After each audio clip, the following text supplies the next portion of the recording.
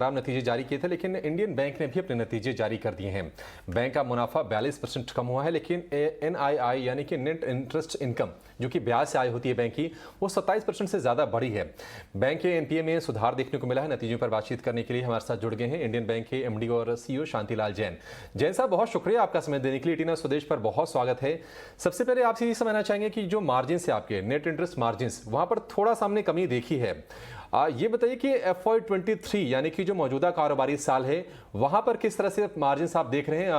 क्योंकि अब देखिए कि रेट हाइक भी आरबीआई की तरफ से स्टार्ट हो गया है, बैंक भी उसको पास ऑन कर रहे हैं, और ग्रोथ को लेकर आपकी एक्सपेक्टेशंस क्या हैं एनआई के फ्रंट पर? अब आप नेट इंटरेस्ट इनकम की बात कर रहे थे। हमारा नेट इंटरेस्ट इनकम पूरे साल का बड़ा है, हमारा एनआईएम बड़ा है। अगर आप स्प्रेड की बात करेंगे तो क्वार्टर ऑन क्वार्टर हमारा 28% बढ़ा है, मार्च 22 की बनस्पत मार्च 22 में बनस्पत मार्च 21 के।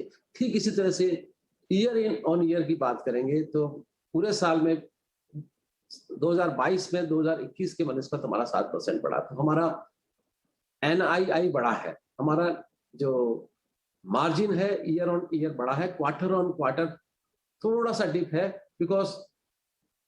because of the 2-3 reasons. One is because of the slippage, उससे इंटरेस्ट थोड़ा रिवर्सल होता है, और number of days in the last quarter में कम थे as compared to December quarter. So उसका है। अदरवाइज हमारा जो है स्प्रेड भी बढ़ रहा है, मार्जिन भी बढ़ रहा है। अब आप बात कर रहे हैं कि इंटरेस्ट रेट बढ़ रही है। जरूर इंटरेस्ट रेट बढ़ने से क्या होता है, 3-4 चीजें होती है। जहां हमारा फ्लोटिंग रेट ऑफ इंटरेस्ट का लोन है, वो लोन इमीडिएटली बढ़ जाता है। डिपॉजिट में हम लोग based on the market, based on the liquidity, हम लोग कॉल लेते हैं जो एसेट लायबिलिटी कमेटी लेती है, और अगर हम उसमें इंटरेस्ट रेट बढ़ाते हैं तो उसका इम्पैक्ट भी धीरे धीरे आता है। बिकॉज जो term liability retail term deposit repricing के लिए आएगी, वहीं आपका इंटरेस्ट रेट बढ़ेगा।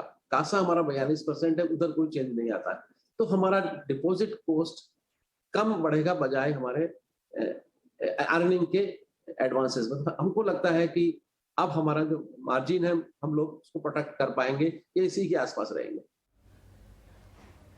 नमस्कार शांतिलाल जी, मैं सृष्टि बात कर रही हूँ। अब सर, अगर आपके कॉस्ट ऑफ फंड्स की बात करें तो चौथी तिमाही में भी हमने उसको घटते हुए देखा है, पर आने वाले समय में क्या आप इसको रिवर्स होता हुआ देखते हैं कि कॉस्ट ऑफ फंड्स थोड़े से बढ़ते हुए नजर आएंगे?